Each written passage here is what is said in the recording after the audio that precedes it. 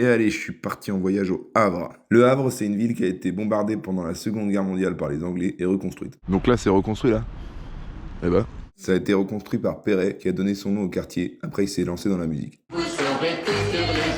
On m'a dit le Havre, c'est génial, c'est le premier port de France. En vrai, je pense que c'est le deuxième. Eh ben voilà, le port du Havre. Un port qui a une grande puissance. La puissance du port du Havre. Apparemment, on importe beaucoup de produits qui viennent du monde entier. Enfin, surtout qui vient de Colombie et qui est blanc. Mais le sucre glace, évidemment. Apparemment, on importe de plus en plus de sucre glace tous les ans. Alors que Pierre Palmade est en prison. En tout cas, le lien ici avec la mer est très fort. En tant que thon maturé, j'étais comme un poisson dans l'eau. Mais il n'y a pas que la mer au Havre. On m'a dit, tu vas au Havre, faut absolument que tu ailles voir les plages du débarquement et le cimetière. Apparemment, l'activité la plus cotée au Havre, c'est d'aller voir les gens morts. Il est temps de venir faire un spectacle, hein, parce que là, besoin de rire cela. Alors, niveau architecture, on est sur un charme de l'après-guerre. Au moins, s'il y a une troisième guerre mondiale, on peut dire que vous êtes déjà prêts. Il y a déjà les bunkers. C'est pas du béton, on m'a dit non, c'est du Perret, ça n'a rien à voir. C'est classé au patrimoine de l'UNESCO. C'est peut-être classé, mais c'est moche. Alors là-bas, il y a tellement de vent, si tu marches en biais. Ouais, je pense Michael Jackson, son moonwalk, il l'a fait au Havre, c'est sûr.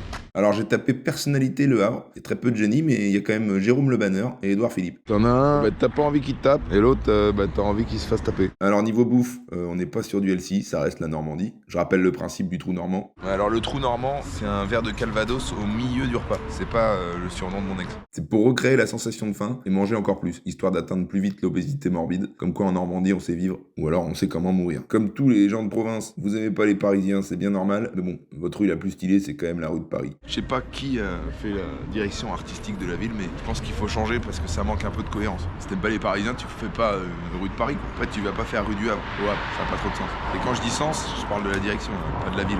Lol.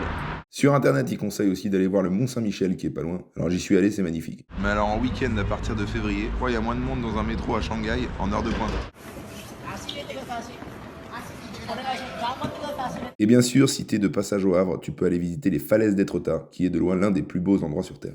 Apparemment, tous les ans, à Étretat, il y a des morts parce qu'il y a des gens qui veulent prendre des selfies au plus proche du précipice. Je sais pas vous, mais moi, ça me rend pas particulièrement triste. C'est la sélection naturelle. J'ai hâte de revenir le 28 mai pour jouer mon spectacle au Carré des Docks. Prends ta place.